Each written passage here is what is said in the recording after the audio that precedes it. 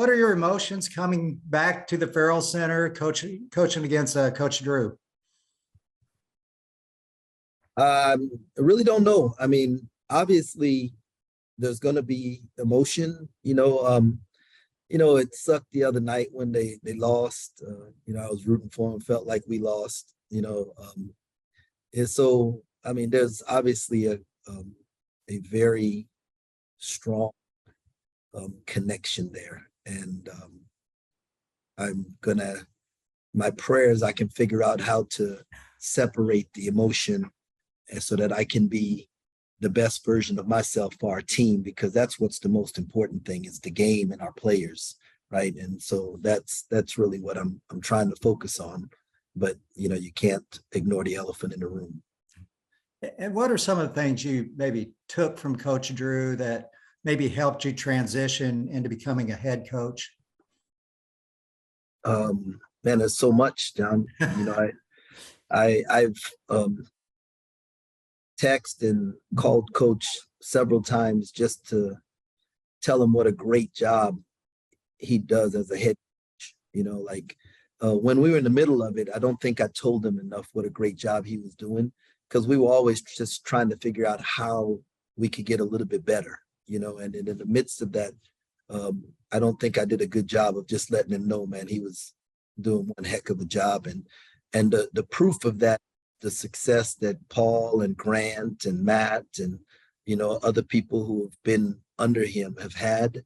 And now in my situation, because he prepared us, he gave us, he taught us, he set a great example of what servant leadership is, and and how to empower people to be the best version of themselves. And so there's just so much that I've taken from him. Thanks, Jerome. Next question to Alec. Hey, Coach. Thanks for doing this. Hope you're having a good week down in Texas. After the Texas game, you talked about how much fun you had watching Cam Carter play against the Longhorns. What do you think the biggest key was for him finding some consistency scoring on Tuesday night? Cam was one of those guys that he doesn't feel the moment, no moment's too big for him. And so he just plays, right? And I think that's what happened. First game against West Virginia, first Big 12 game, maybe he overthought it, and stuff, instead of just being who he is, which is a hooper. And in this game, I thought he just, relaxed and hooped, and, that helped him. And then as far as consistency as a player, that's something that, he's had some really big highs, like against Texas and Kansas City, but then he's also had some games where he maybe didn't have as much success. How much of that do you think is maybe just related to going from playing less than 10 minutes a game to being a starter that's playing more than 25 minutes a game for you guys this year? No, it has a lot to do with it. Also, maturity, right? If Cam was consistently giving us 17 points a night, we'd be talking about him going to the draft, right? And but he's inconsistent because of experience, and the more experience he gets, the more consistent he'll become. And that's just the part of the process. Thanks, Coach. Thank you. Next question to Derek. Yeah, Coach, the idea of dessert after a road win, is that something that you saw at a prior stop, or did you kind of create that here in Manhattan? No, our very first road win when I was at Baylor was against Purdue. And I remember after we won, Coach Driscoll said dessert, right? And I didn't know what he was talking about. He's like, man, when you get a road win, you get to eat dessert. And so I've always kept that in my head. And so as Coach Driscoll, Coach Mills, Mac, other guys who've been on our staff, their programs, whenever they win a road game, I just text them dessert, the word dessert, right? Great road dub, dessert. And it's just something and so when we won at Cal, there wasn't a dessert spot to go to. And I just told them, hey, we'll get it. And it took a while for us to deliver on the dessert, and everybody was giving me a hard time on it. And so I wanted to make sure that this one that we delivered right away. That's pretty cool. How much improved are you guys as a club right now since the Butler game? And is there a certain area where you've made the biggest stride in since that loss? Well, I think as a staff, the Butler game taught us a lot about how to to do and not to do for us on road trips with our team. So that was a huge improvement and a great learning lesson for us. As a team, I think the thing we've tried to improve on the most is cutting down turnovers, and I feel like we've done a better job of that. And our conditioning level is at the point in our focus where we're given a consistent, early on, I would talk about, man, we only played about 20 minutes the way we need. We're playing about 30 to 35 now, and now we just have to be able to sustain that. Thanks, Coach. Thank you. Next question to Michael. When you get the win, is it easy to de-emphasize that number on the right at 103, or do you guys get after it in the gym on emphasizing defense here the last few days? Well, we're always going to emphasize defense, but there are some nights, man, where these dudes, they spend all summer, they spend their whole life, being in the gym shooting. They didn't go in the gym and do defensive slides, right? And Texas was scoring, and we had to keep scoring. And so, it was one of those games where both teams were playing at a high level offensively.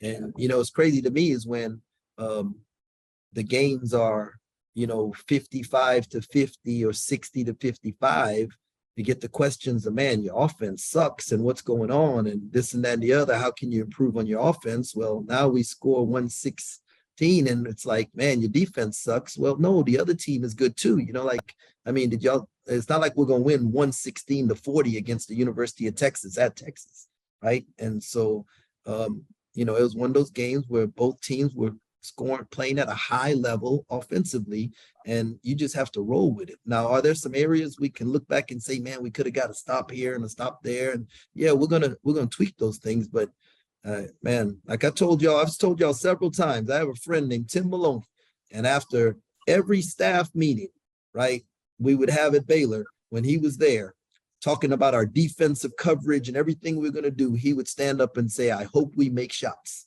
And you know what? On Saturday night against the Bears, I hope we make shots. What have you seen from Marquis Noel in his basketball IQ, say on a scale of 1 to 10? Can you ask that again? I just heard the last part of it. Marquis Noel, as far as basketball IQ goes, on a scale of 1 to 10, where does he rank? I'm not good with scales. I just tell you this, that he's played for 3 different coaches in the last 3 years, I believe, and had to learn 3 different ways of playing the game and have to try and see the game through 3 different guys' eyes. And he's been able to do that. And, I'm thankful that Keith is a 22, 23-year-old, man. And he loves the game of basketball. He devours it, right? Like he's constantly trying to learn. And that's what's allowing him to be able to play at a really high level and just embracing the way we want him to play. And I think a lot of the credit also, the credit goes to Keith first, but some of the credit has to go to Coach Perry and our offensive schemes, because we're putting Keith in spaces where he doesn't have to guess where to throw the pass. He just has to make the right read, and he's embracing that.